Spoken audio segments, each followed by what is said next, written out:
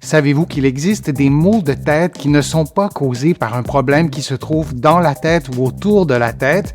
C'est mon sujet d'aujourd'hui. C'est important d'en parler parce que ça concerne quand même pas mal de personnes qui ont des maux de tête et je vous parle donc des céphalées ou des maux de tête cervicogéniques ou cervicogènes. Ce sont des douleurs au cou qui causent les maux de tête et parfois les personnes n'ont pas de douleur au cou ou très peu de douleur au cou, pas suffisamment pour les aider à faire le lien entre un problème de cou et les maux de tête que ces personnes-là ressentent. Parfois, il y a une raideur au cou qui n'est pas associée à de la douleur qui cause ces douleurs et ces céphalées, en fait, qui originent du cou. Ça représente une proportion de personnes qui ont des maux de tête d'environ au plus 4%, vous allez me dire c'est pas beaucoup, mais c'est quand même beaucoup de monde parce que les maux de tête touchent une proportion élevée dans leur ensemble de la population. Et ce qu'il faut se rappeler aussi, les personnes qui ont des maux de tête depuis longtemps, bien souvent, elles ont aussi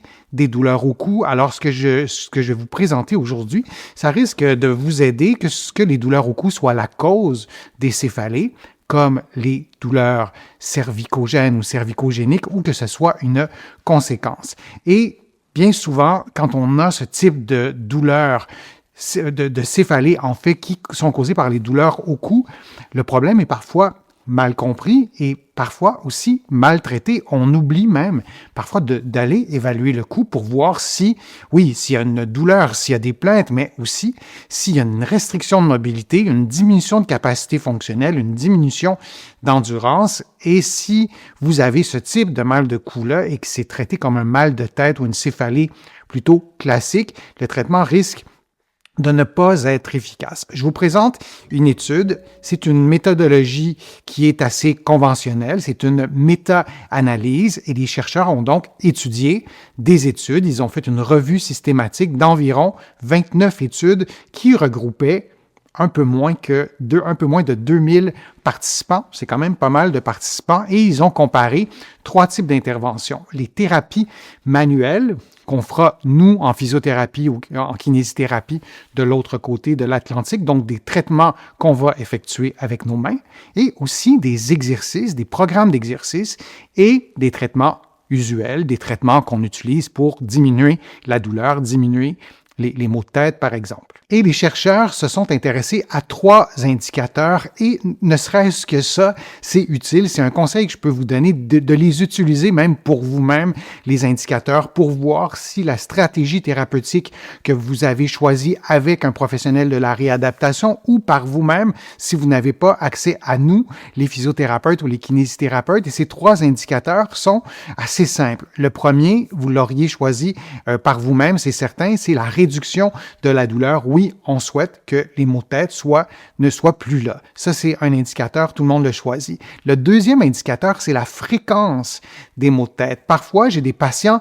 qui ont toujours les mêmes maux de tête et que je suis en thérapie ou des internautes même qui m'écrivent et ces personnes trouvent qu'il n'y a pas d'amélioration. Mais lorsqu'on regarde la fréquence des maux de tête, plutôt que d'être là, de se présenter 2 ou 3 fois par jour, les maux de tête arrivent 1 fois par jour ou aux 2 jours, c'est un progrès. Et à l'inverse, si la fréquence augmente, bien, on a un deuxième indicateur autre que est-ce que la douleur, elle est diminuée? On veut savoir est-ce qu'elle est moins fréquente. Et l'autre indicateur qui est super important, moi, je vous encourage à toujours le mesurer, soit avec vos professionnels de la santé ou par vous-même, ce sont vos incapacités. Qu'est-ce que vos maux de tête vous empêchent de faire? Ça peut être quelque chose de majeur, vous empêche de travailler, par exemple, mais pourrait vous empêcher de lire longtemps, pourrait vous empêcher de conduire votre voiture longtemps, de marcher longtemps. Et là, on pourrait choisir une ou 2 activités que vous faites régulièrement pour voir s'il y a un progrès ou une détérioration dans vos capacités fonctionnelles. Alors, on mesure les incapacités. Souvenez-vous de ces indicateurs-là. Parfois, ça va vous aider aussi à réajuster votre thérapie ou réajuster vos interventions que vous aurez vous-même mis en place pour essayer d'améliorer votre condition. Alors, les résultats de l'étude, c'est intéressant. On a remarqué que la thérapie manuelle, donc les traitements faits par des professionnels de la réadaptation avec les mains, Je le résume comme ça, il y aurait beaucoup d'éléments à ajouter, mais des traitements qui sont faits avec les mains, des traitements que vous ne pouvez pas faire vous-même, surtout pas dans votre cou. Et donc, il y avait une diminution de la douleur à court terme et c'était un effet notable. Mais les gains n'étaient pas maintenus à long terme. Alors, c'est une étude qui s'est concentrée sur ces 3 éléments-là que je vous présentais. Et pour ce qui est de la thérapie manuelle, on n'avait pas d'effet à long terme. Est-ce que c'est inutile? Bien sûr que non. Ce que ça nous dit, c'est que si on a seulement ça, c'est peut-être pas super efficace à long terme. Et lorsqu'on traite un patient, bien sûr, on ne va pas faire la même intervention sans rien changer. Dans une étude, c'est un peu différent parce qu'on veut mesurer l'effet de l'intervention. On va la standardiser.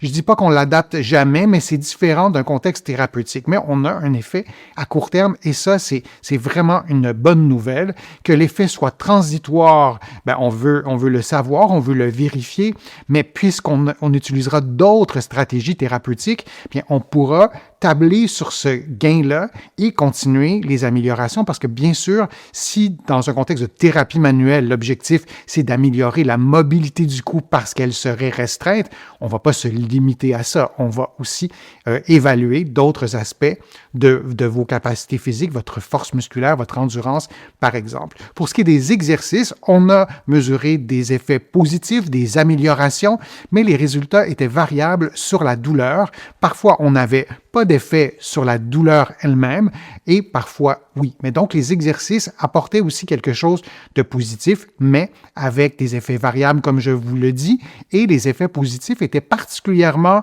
mesurés ou observés dans un contexte fonctionnel.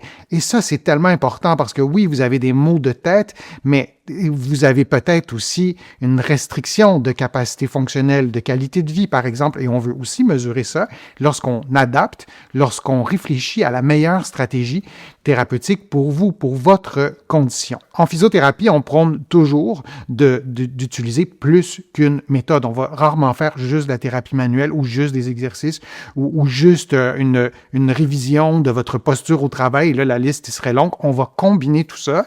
Peut-être qu'il y a certaines stratégies thérapeutiques qui seront moins efficaces, mais dans l'ensemble, on aura une amélioration. Et quand on n'en a pas, on réajuste aussi notre stratégie thérapeutique. Ce qu'on comprend de tout ça, c'est que oui, il y a un soulagement possible et si vous avez des maux de tête, des céphaliques qui sont causés par un problème de cou, on doit évaluer et traiter le problème de cou avec différentes stratégies thérapeutiques. Si on ne fait que mettre de la chaleur dans votre cou, faire des petits massages superficiels, c'est peut-être pas ce qui est le plus adapté, ce qui est le plus spécifique et peut-être pas ce qui est le plus efficace. On veut décortiquer tout ça avec différents éléments que je vous ai mentionnés. On veut un soulagement idéalement immédiat, c'est ce qu'on souhaite, mais on veut surtout une accumulation, une construction de ces bienfaits, de ces résultats positifs pour arriver à améliorer vraiment la mobilité, diminuer la douleur bien sûr et à mesurer et à améliorer vos capacités fonctionnelles. Quand on a des maux de tête et plus largement des douleurs, ce qu'on souhaite, c'est soulager la douleur. C'est tout à fait louable et nous aussi, en physiothérapie, c'est ce qu'on veut pour vous. Et le problème est cervical, c'est difficile à concevoir même si on n'a pas tant que ça, ou pas du tout même de douleur au cou, on a des maux de tête. Quand on évalue des patients qui sont dans cette situation-là, on arrive à reproduire les maux de tête, par exemple, en mobilisant, en allant toucher, en allant bouger certaines parties de votre cou. Et là, on a une bonne idée que vos maux de tête sont liés aux douleurs au cou. Parfois aussi par le questionnaire, lorsqu'on vous demande qu'est-ce qui augmente vos douleurs, dans quel contexte, on peut aussi faire des liens avec des problèmes cervicaux et on arrive à faire des liens. C'est pas toujours facile de les faire. Alors, ce qu'on peut retenir de tout ça, d'abord les 3 indicateurs. La douleur, oui, bien sûr. La fréquence de la douleur, c'est un deuxième indicateur qu'on oublie et aussi nos capacités fonctionnelles ou nos incapacités. On peut mesurer si tout ça a été modifié à l'intérieur d'une semaine ou 2 semaines quand on opte pour une stratégie thérapeutique et on veut avoir une stratégie complexe, oui de la thérapie manuelle, oui des exercices, peut-être aussi une remise en question de nos activités, comment on les fait, de quelle façon peut-être que notre cou se blesse à notre insu pour avoir les effets les plus durables possibles. Alors j'espère que si vous avez des douleurs au cou ou un problème de cou qui cause des maux de tête, que cette vidéo a été utile et pourra vous aider à régler le problème. C'est tout pour aujourd'hui. Je suis Denis Fortier, physiothérapeute. Je vous dis à une prochaine vidéo, à une prochaine fois.